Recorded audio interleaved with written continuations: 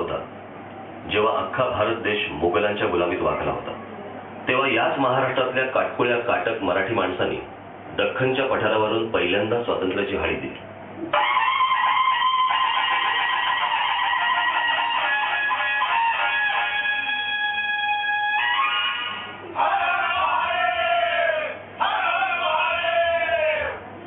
पुन्हा पुन्हा असंच होत राहील.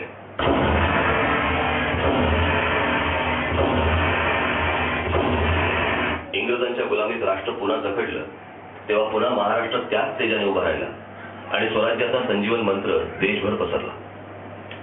आमचा शिवबा असो वा आमचा तुकोबा, त्यांनी या देशातल्या माणसांच्या मनांची उभारणी केली.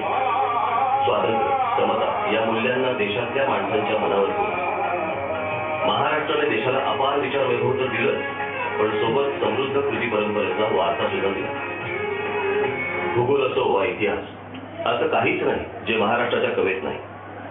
स्वातंत्र्य नावाच्या मूल्यासाठी तर महाराष्ट्राने आणि खास करून मराठी माणसाने पुन्हा पुन्हा भूगोल बदललाय आणि इतिहास घडवलाय. इंग्रज, मुघल, पोर्तुगीज यासारख्या बलाढ्य सैन्याला लढा देत स्वराज्य निर्माण करण्याचे धाडस करणारे राजा छत्रपती शिवाजी महाराज हे महाराष्ट्राचे दैवत झाले. त्यांनी मराठी माणसाला जगण्यासाठी नवी दिशा दाखवली. जर त्यांनी हे केले नसते तर आज मराठी भाषाच टिकली नसती. यानंतर जेव्हा जेव्हा गरज भासली तेव्हा मराठी पेटून उठला. स्वातंत्र्यासाठी स्वातंत्र्यवीर सावरकर यांनी स्वतःच्या प्राणाची पर्वा न करता स्वतःला समुद्रात झोकून दिले. तर लोकमान्य बाळ गंगाधर टिळक यांनी स्वातंत्र्यपूर्व काळी मराठी माणसांना एकत्र आणण्यासाठी गणेशोत्सव सुरू केले. तसेच केसरी व मराठा नावाचे 2 वर्तमानपत्र सुरू केले. डॉक्टर बाबासाहेब आंबेडकर यांनी मराठी दलित पीडित माणसांना आधार देत स्वातंत्र्यानंतर संपूर्ण भारताची राज्यघटना लिहिली. नंतर हा वारसा असाच चालत राहिला. दिवंगत दादासाहेब फाळके यांनी भारतीय माणसांच्या मनोरंजनासाठी चित्रपट सृष्टीची मूर्त मिळवली. तर पार्श्वगायक सम्राज्ञी लता मंगेशकर यांनी त्यांच्या मधुर स्वरांनी मराठी व संपूर्ण भारतीयांची मने केली.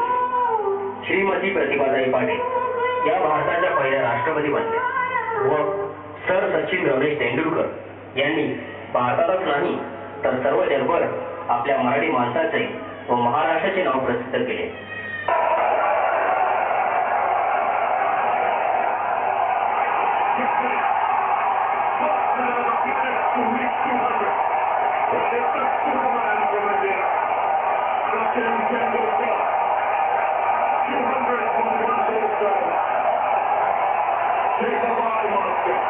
व या जोरावर आपण कुणीही जगाच्या पाठीवर कुठेही जातो तेव्हा महाराष्ट्र नावाच्या एका डौलाचे, समृद्धीचे, संस्कृतीचे, समता आणि स्वातंत्र्याचे वारसदार असतो.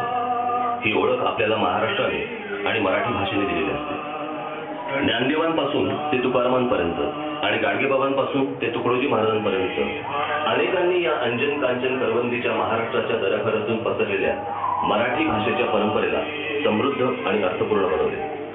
ज्या परंपरांमध्ये वेळेत तलवारीला तलवारीने प्रत्युत्तर देण्याचे सामर्थ्य आहे, त्याच वेळेस लालित्य आणि ममतेने मऊ होण्याची लवचिकता सुद्धा आहे. आपली आई याहून वेगळे काय असते? म्हणूनच तर मराठीला आपण माय मराठी म्हणतो.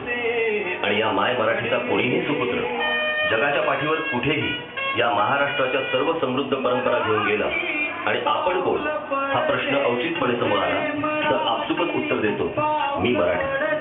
मग मला वाटतं वैभव वैभव ते अजून काय असतं.